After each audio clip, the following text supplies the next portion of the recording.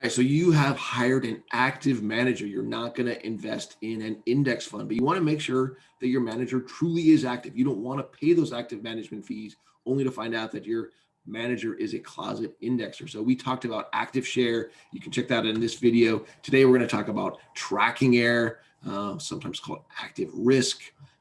As a refresher, the active share was a way of measuring how different the portfolio weights are compared to the benchmark weights. We're actually looking at the holdings in the portfolio with tracking error. We're going to look at how different the returns end up being. So you could have a portfolio that has weights that are very different from the benchmark, but ends up performing in a very similar way to the benchmark. So you can see how these measures measure different things. Now, unfortunately, if you look online, you're going to see two different calculations for tracking. I put them both here. Now, if you need to pause this video, please do. People have been complaining that there's just not enough math in here. So today we're going to do a little bit of math.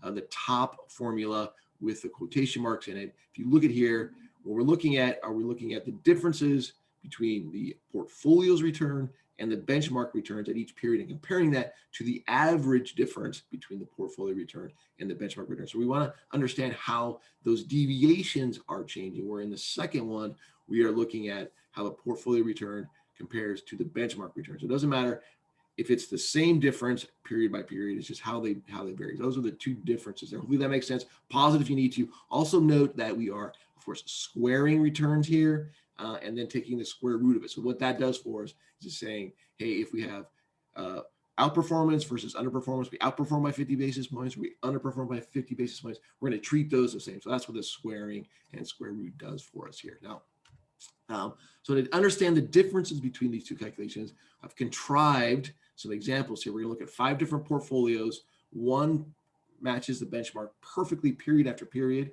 has 0% differences in return. One underperforms by exactly 5 basis points. So this would be like an index fund. So those 5 basis points would account for fees and transaction costs. We're going to have a portfolio that every single period outperforms the benchmark by 150 basis points, one that underperforms every period by 150 basis points, and then finally a portfolio that outperforms one period by 150, then underperforms by 150, outperforms, it just goes back and forth, up and down. So this gives us some sense of deviation in the returns for 5 different portfolios. And those returns would look something like this. Again, pause it if you need to, but these different portfolios follow the pattern that I just described on the previous slide. If we were to graph the cumulative returns of these portfolios, we would see this. Of course, we would see this portfolio that outperforms by 150 basis points every period, having the best performance there with that yellowish line.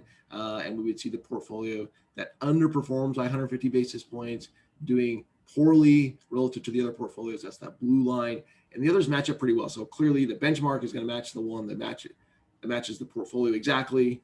The portfolio that underperforms by 5 basis points is going to slightly trail. We can see that there. And of course, we have this one that deviates, and it ultimately ends up tracking very well, very closely to the portfolio, despite these wild deviations. Okay, so what we want to do is now do these calculations. So if we do that first calculation where we're measuring how much the deviations vary, we get this, right? So we get for portfolios 1, 2, 3, 4, there's 0 tracking error. So what this is telling us is that consistent 5 basis points or consistent 150 basis points or consistent negative 150 basis points, this is telling us that the tracking error is 0, that the difference between the benchmark and the portfolio, that difference doesn't change. Okay, that's what this is telling us.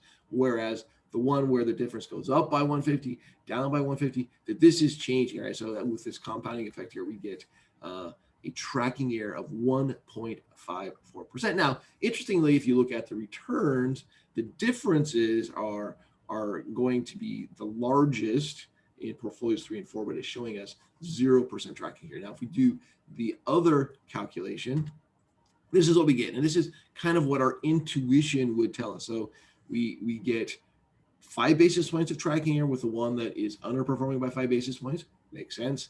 And then for the other 3, we get exactly 150, which is how much they deviated period by period. Again, the direction doesn't matter because we are squaring the returns and then taking the square root of those differences. So again, this is kind of the measure that makes intuitive sense to me This is often called active risk instead of tracking error.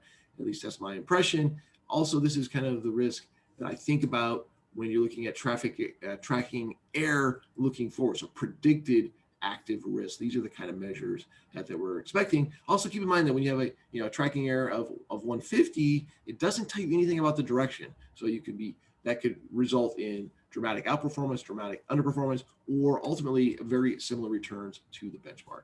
Anyway, I hope you enjoyed that. Next time we're going to talk about is some research where we're combining both active share and tracking error to make or to learn something about future returns and what history has shown us in that regard. But that'll be a video next week. So anyway, hope you enjoyed that. Thanks so much for listening.